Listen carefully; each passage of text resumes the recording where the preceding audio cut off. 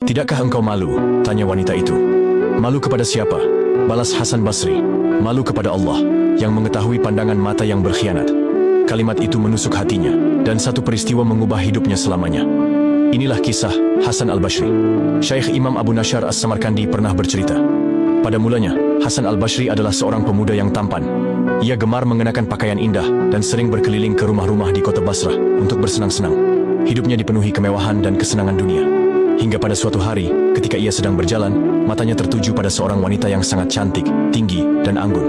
Tanpa sadar, Hasan pun mengikuti wanita itu dari belakang. Tiba-tiba, wanita tersebut menoleh dan menegurnya dengan suara tegas. Tidakkah engkau merasa malu? Hasan terkejut dan bertanya, malu kepada siapa? Wanita itu menjawab, malu kepada Allah, yang mengetahui pandangan mata yang berkhianat dan segala yang disembunyikan oleh hati. Ucapan itu membuat hati Hasan terguncang. Namun, nafsunya lebih kuat, hingga ia tetap mengikuti wanita itu. Wanita itu pun berkata lagi, mengapa engkau masih mengikutiku? Hasan menjawab jujur, aku terpesona oleh kedua matamu. Wanita itu tersenyum tipis dan berkata, kalau begitu, duduklah. Aku akan mengirimkan untukmu apa yang engkau inginkan. Hasan pun duduk, yakin bahwa ia telah berhasil menaklukkan hati wanita itu. Tak lama kemudian, datanglah seorang pelayan wanita membawa sebuah nampan yang tertutup kain. Ia menyerahkan nampan itu kepada Hasan. Dengan penuh rasa penasaran, Hasan membuka tutupnya. Dan betapa terkejutnya ia ketika melihat dua bola mata wanita itu tergeletak di atas nampan. Pelayan itu berkata, majikanku berpesan, aku tidak ingin mata yang menjadi penyebab fitnah bagi seseorang. Mendengar kata-kata itu, tubuh Hasan gemetar hebat. Ia memegang janggutnya sambil berkata kepada dirinya sendiri, celakalah engkau, wahai janggut. Engkau tidak lebih berharga daripada seorang wanita. Saat itu juga, Hasan menyesal dengan sepenuh hati. Ia pulang ke rumahnya dan semalam suntuk menangis tak henti-henti.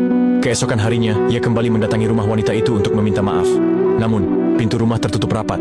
Dari dalam terdengar suara tangisan dan ratapan. Hasan bertanya kepada tetangga, apa yang terjadi?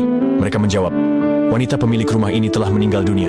Mendengar kabar itu, hati Hasan hancur berkeping-keping. Ia pergi dengan penuh duka, menangis selama 3 hari 3 malam. Hingga pada malam ketiga, ia bermimpi melihat wanita itu duduk di dalam surga. Dalam mimpi itu, Hasan berkata, maafkan aku. Wanita itu menjawab, aku telah memaafkanmu, karena aku telah mendapatkan sesuatu yang jauh lebih baik berkat dirimu. Hasan kemudian berkata, berilah aku nasihat.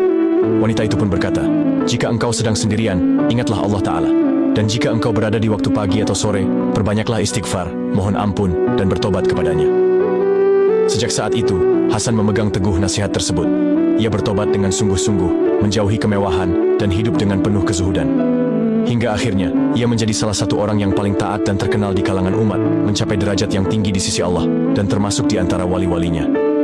Tak ada dosa yang terlalu besar, selama kita mau kembali. Hasan bertaubat, dan Allah memuliakannya. Hari ini, mungkin giliran kita untuk kembali.